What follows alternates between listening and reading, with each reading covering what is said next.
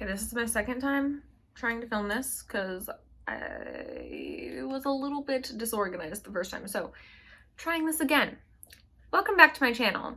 I'm Indigo White, and if you are new here, I make all different kinds of videos, but I've decided to make some true crime videos. So, this is one of those. This is a part 2 to a video that I did about a month or so ago.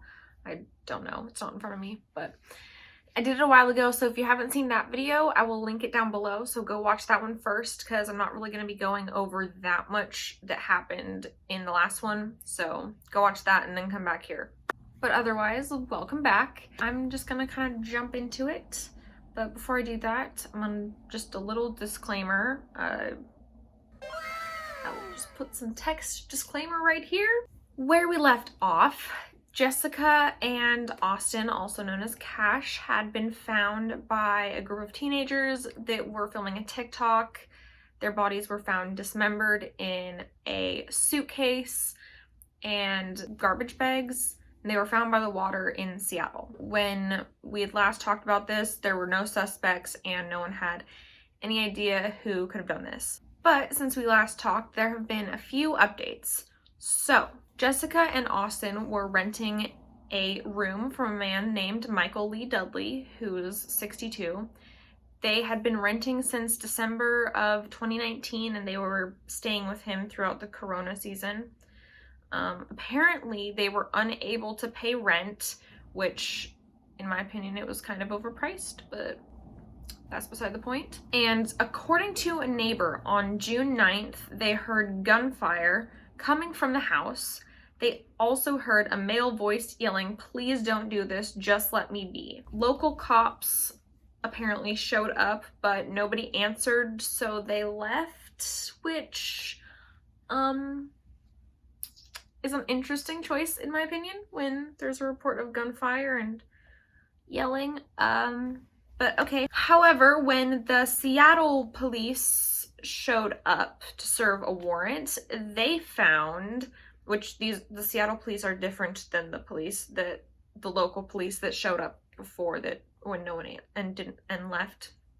Different cops. Anyway, when the Seattle police served the warrant, they found bullet holes, bullet strikes, spent rounds, and blood in one of the rooms, which did he not try to clean up? Was it just like,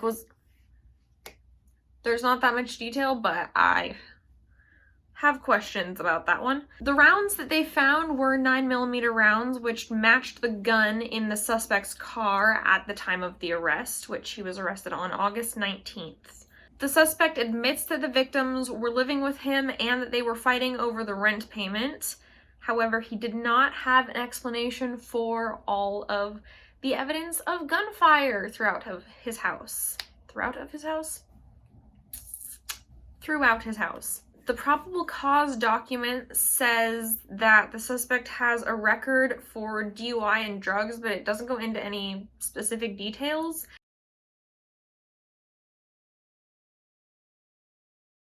I still can't comprehend that he would even be capable of doing this.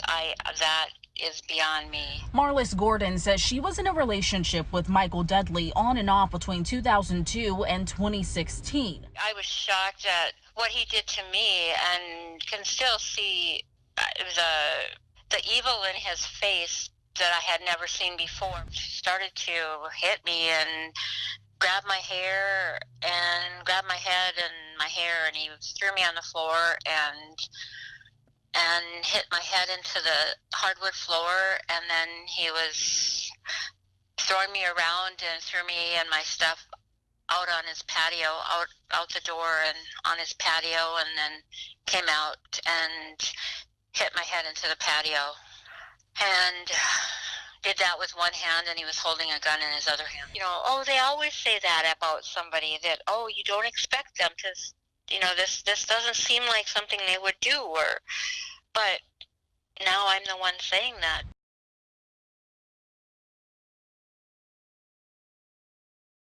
But also when I was looking, I saw that the West Seattle blog said that they could not find a felony record for the suspect, but case documents from a 2016 domestic violence/assault arrest describe him as a convicted felon.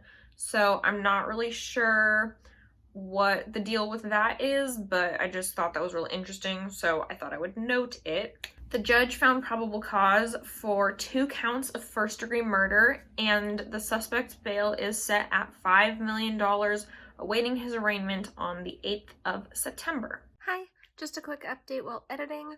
It is now the 10th, and he has been arraigned. He was arraigned on Tuesday, and he has pled not guilty, and his next court date is on October 1st. He's still waiting in jail on a $5 million,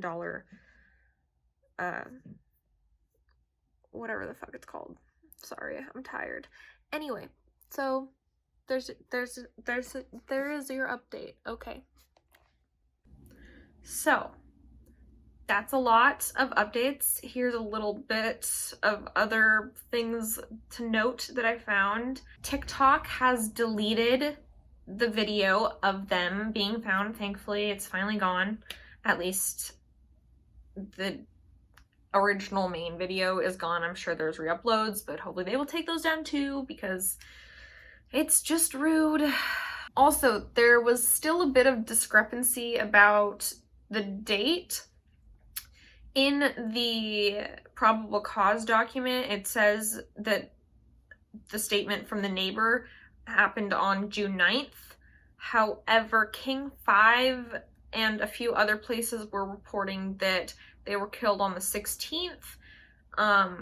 However, other places were reporting that the medical examiner was saying that they were killed on or around June 9th, which goes with what the neighbor was saying, so I'm not really sure what's happening there, but I'm gonna lean towards June 9th because that makes a little bit more sense. But since the person has been found, I checked in on the GoFundMe, which it didn't reach its goal, but they posted an update. Gina posted an update. I think that is Jessica's aunt. I'll correct myself if I'm wrong there, and I apologize if I am. But she posted this statement, so I'll just read it off. So she said, "They have somebody in custody. I believe they got the monster who did this to them. Please continue to pray for their conviction in a court of law. That justice will be served. And I want to thank the Seattle Police Department and all their help finally being able to get this guy and anybody else involved. In the midst of their police chief resigning over the lack of support from the Seattle City Council to the protests and defending of their department, through all of that, they never wavered on their professionalism and promised to help our family in any way they could. God bless them for being diligent through all of that and helping us finally be able to sleep at night."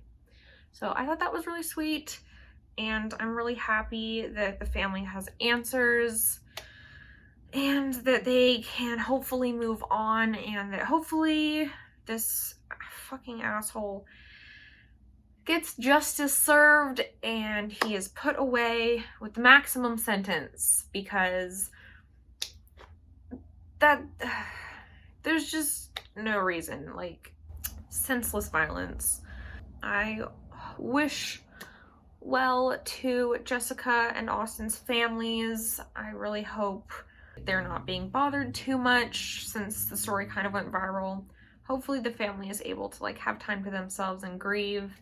So yeah, if you guys could leave a nice message or some thoughts, let me know what you think about this case. That is all of the updates I have. If there are any updates after that happens, I will either do an update video if there's enough information to warrant that, or I will update you guys on Twitter. Either way, I will let you guys know if anything happens after that. I'll keep my eye on it. Other than that, if you guys like this video, leave me a thumbs up and subscribe if you haven't already. And if you want more true crime type videos, you can drop some ideas for cases that I could talk about below. I kind of want to cover a few more well-known cases that are older. I think that would be interesting. So yeah, Let me know what you guys think. And thank you for watching. And yeah, I will see you in the next video. Bye, guys.